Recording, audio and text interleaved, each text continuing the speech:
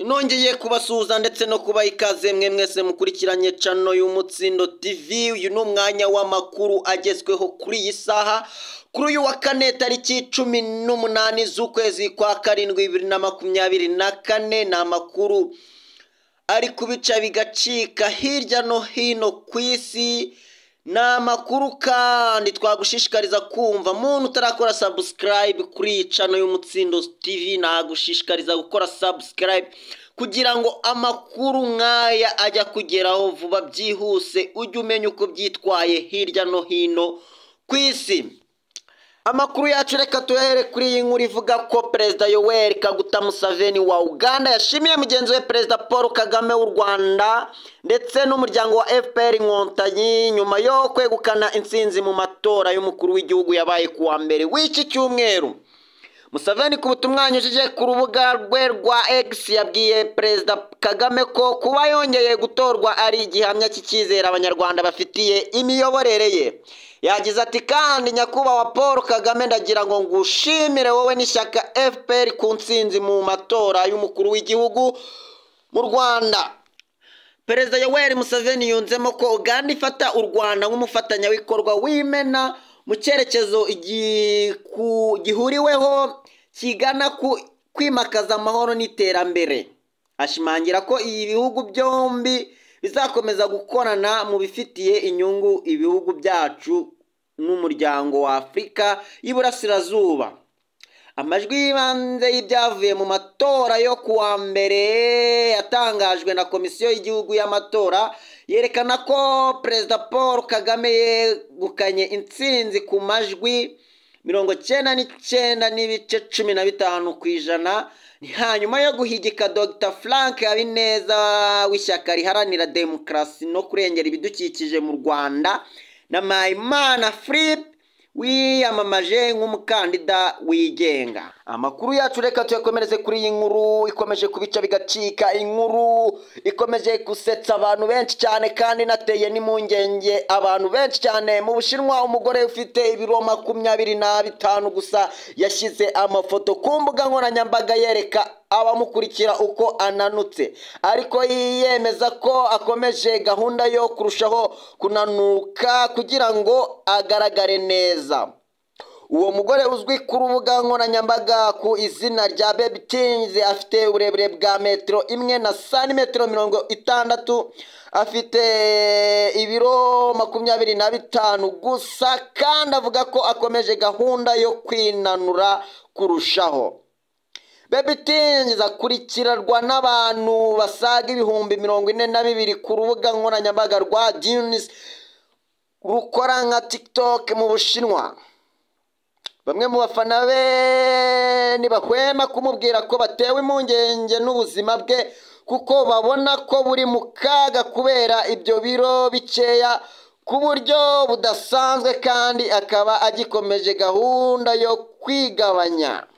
Baby Things najya yita kuri izo mpungenge abafana be bamugaragariza, ahubwo akomeza kwemeza ko ashaka kugabanya ibiro kugira ngo arusheho kuba umuntu unanutse cyane kurusha abandi. Yongeyeho ko uko agaragara nk'unanutse bikabije nta ngaruka mbi bifite ku buzima bwe. Uwo mugore yabaye icyamamare ku mbuga nkoranyambaga, akaba aturuka i Guangzhou mu ntara y'Ubushinwa Guangdong. Ahora ashyira utuvideo tugaragaza uko arimba ndetse n'uko agaragara, kandi ntacyo ibyo kumunenga biba bimubwiye.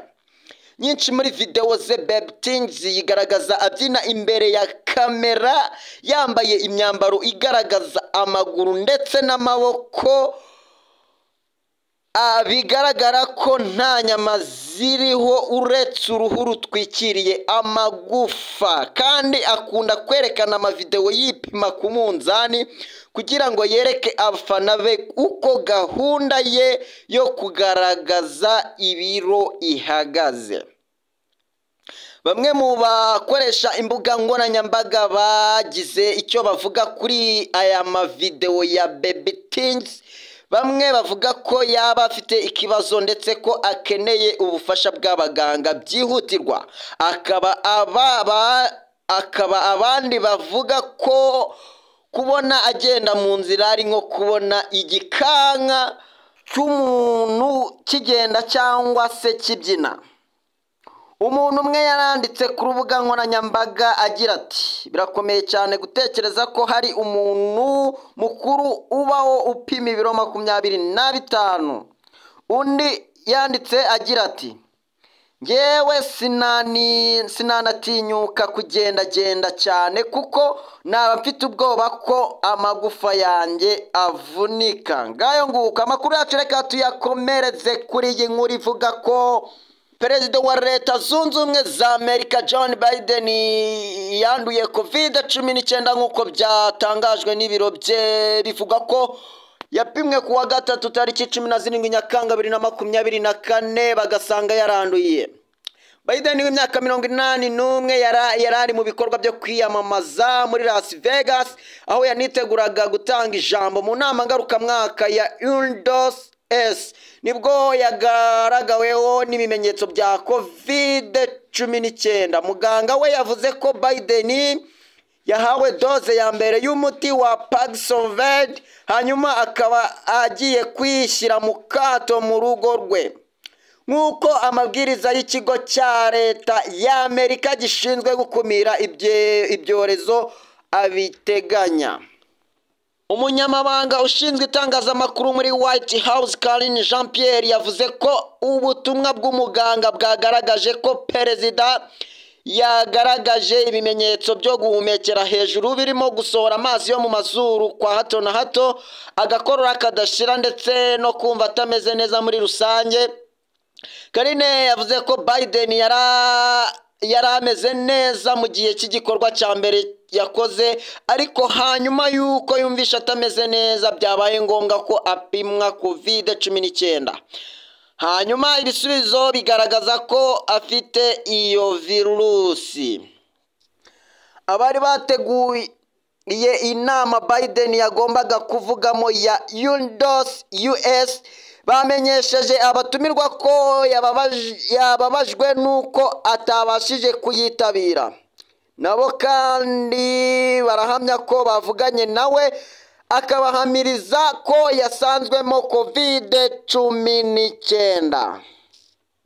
Nshuti zacu z'akadasohoka rero ntabwo twagenda tutababwiye amakuru ya M23 ndetse na FARDC. Ntabwo twagenda tutababwiye ko Leta Zunze Ubumwe za Amerika ku wa gatatu zatangaje ko zongeye agahenge k'iminsi 15 ku gahenge zasabye ingabo za leta za Repubulika Iharanira Demokarasi ya Kongo n'inyeshyamba zo mu mutwe wa M23. Amerika yemeje ayo makuru mu itangazo ryasohowe na Matthew Miller, umuvugizi wa Minisiteri y'Ububanyi n'Amahanga yayo. Muri iryo tangazo Washington yasabye impande zihanganye muri Repubulika Iharanira Demokarasi ya Kongo ndetse n'abantu batandukanye mu karere kubahiriza kariya gahenge.